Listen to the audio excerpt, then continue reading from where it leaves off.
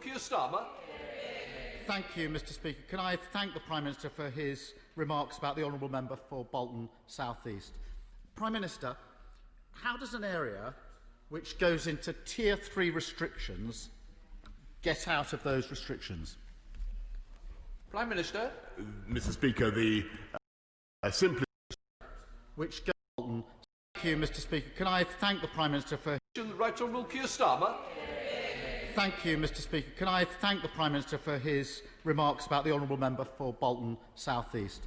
Prime Minister, how does an area which goes into Tier 3 restrictions get out of those restrictions? Prime Minister. Mr Speaker, the simplest and most effective way for areas to get out of those restrictions is, of course, to get the R down to 1 or below, and I'm very pleased to say that some areas are already having a considerable effect with the measures that they're taking. Yes, Mr Speaker, can I press the Prime Minister on that answer?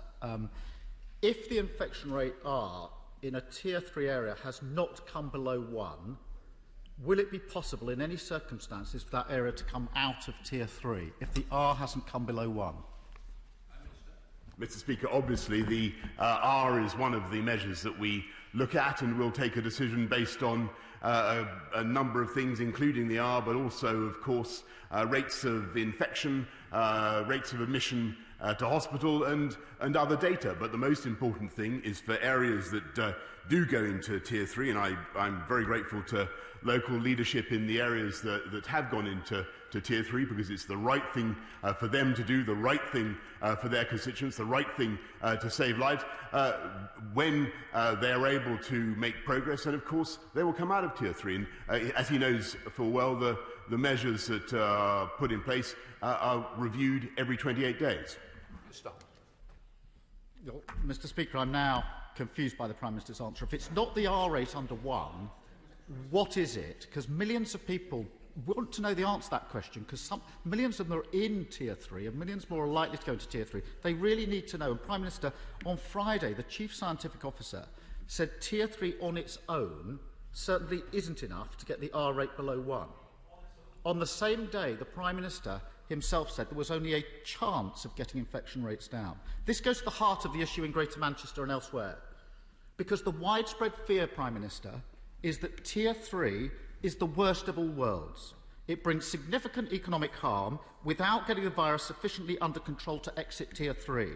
So instead of being a solution, Tier 3 is a gateway to weeks and weeks, more likely months and months of agony, from which there's no likely exit. Can the Prime Minister not see the problem if there isn't a clear exit? Sorry, Mr Speaker, I've made it absolutely clear that a part of the country going into Tier 3 is only in there for 28 days. We will review it after 28 days, and areas that have gone into Tier 3, I believe, are already making progress, and areas where there are restrictions in place are also showing signs of progress. We are pursuing, Mr Speaker, a local, a regional approach, which is the sensible approach for this country. That's what the epidemiology supports. It's what the Deputy Chief Medical Officer supported last night. And again, I want to thank a local leadership in Merseyside, in Lancashire, actually in London and West Midlands and elsewhere for what they are doing. And I may say that it is a bit incoherent of the right honourable gentleman opposite to attack local lockdowns when he wants to plunge the whole country, back into a damaging lockdown for weeks on end, and he has no clue about how he would propose to get the country out of that, does he? Yes, Starmer. Mr Speaker, I appreciate there's going to be a review every 28 days, but if the R rate hasn't come below 1, then the infection rate is still going up, and the numbers are going up, and the admissions are going up, and the numbers in hospital are going up, and the deaths are going up. Is the Prime Minister seriously saying that he would take a Tier 3 area out of Tier 3 with the R above 1? I don't think so. Let me spell out what this means. On Friday, thousands of people in Greater Manchester, taxi drivers, pub and hospitality workers, people working in betting shops, the self-employed and freelancers, will either be out of work or face significant pay cuts. That's the reality on Friday in Greater Manchester. but their rent and their mortgage won't be lower, their food and their heating bills won't be lower, and that could last for months. Why can't the Prime Minister and the Chancellor understand this? Stop bargaining with people's lives, stop dividing communities, and provide the support that's needed in Manchester. Mr. Speaker, I'm very proud that this government has already given Greater Manchester £1.1 billion in support for business, £200 million in extra unring-fenced funding, £50 million to tackle infections in care homes, £20 million for tests and trace, another £22 million for local response that we announced yesterday. And yesterday, the Mayor of Greater Manchester was offered a further £60 million, which he turned down, Mr. Speaker, with no encouragement, I may say, to support from the right honourable gentleman. So I can tell the House today, Mr. Speaker, is that that cash will be distributed to the boroughs of Greater Manchester. And I want to thank my honourable and right honourable colleagues across the House for Haywood and Middleton, from Bolton North West, from Bolton North East, from Bury South, Bury North, Cheadle, Lee, Orchardsham and Sale West, and Hazel Grove for the support that they have given in this matter, Mr. Speaker. This is a Prime Minister that can pay £7,000 a day for consultants on track and trace, which isn't working, that can find £43 million for a garden bridge that was never built, but he can't find £5 million for the people of Greater Manchester. I really think the Prime Minister's crossed a Rubicon here, not just with the miserly way that he's treated Greater Manchester, but the grub it, take it or leave it way these local deals are being done.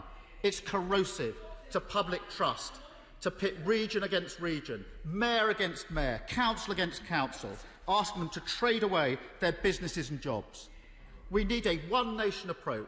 Replace these endless local battles with clear national criteria and proper support for jobs.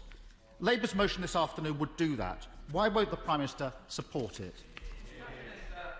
Mr. Speaker, I'm proud of the support that we've given, the one nation Conservative support that we've given to the entire country. £200 billion in support for jobs and livelihoods across the whole of the country already. A further £9.9 billion now for the Job Support Scheme.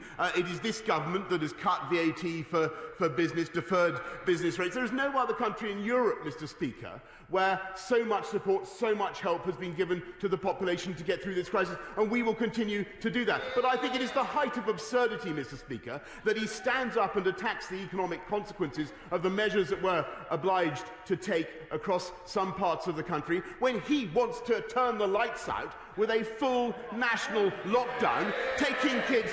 that was his policy last week anyway, wasn't it? Perhaps he could confirm that's still his policy. Is that what he wants to do? Here's Starmer. Mr. Speaker, at his press conference yesterday, the Prime Minister produced heat maps across the country showing the infection rate up in all ages across all regions, and particularly showing regions that have been in the equivalent of Tier 2 restrictions for weeks, if not months, moving into Tier 3. Now, if they're moving into Tier 3, Tier 2 hasn't worked. Because if Tier 2 worked, they should be going to Tier 1. So Tier 2 goes to Tier 3. Tier 3 has no end because there's no prospect or confidence in the R rate coming below 1. And I do not believe that a Tier 3 region will come out of those restrictions unless R is below 1 and whilst numbers are still going up. So we now have a stark choice. And by the way, Prime Minister, Cornwall is the only place, possibly with the Isle of Wight, where the infection rate today is less than Greater Manchester when it went into local restrictions. So this idea that some areas are immune is wrong. So there's a stark choice. Carry on with the Prime Minister's approach, which will lead to weeks and weeks and months of prolonged agony in all your constituencies for millions of people in Tier 2 and 3 with no exit, or put in place a 2 to 3 week time-limited circuit break to break the cycle and bring the virus back under control. Wales, Northern Ireland and Scotland in part have chosen that path. With half-term starting this Friday, this may be the last opportunity for the Prime Minister to put in place an effective circuit break. The Prime Minister was too slow in the first phase of this pandemic. He's being too slow again. We cannot repeat this mistake. Will he act in the public interest and take the opportunity to put in place a circuit break this Friday?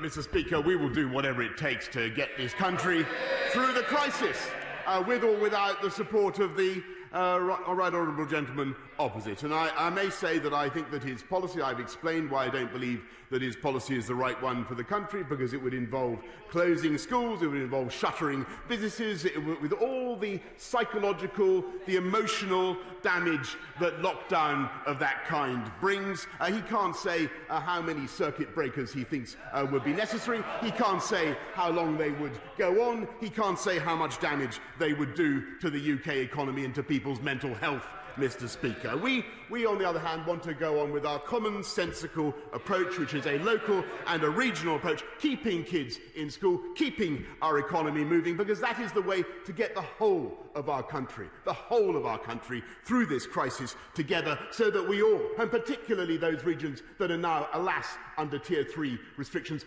all the regions of the country bounce back strongly together, Mr. Speaker. Let's head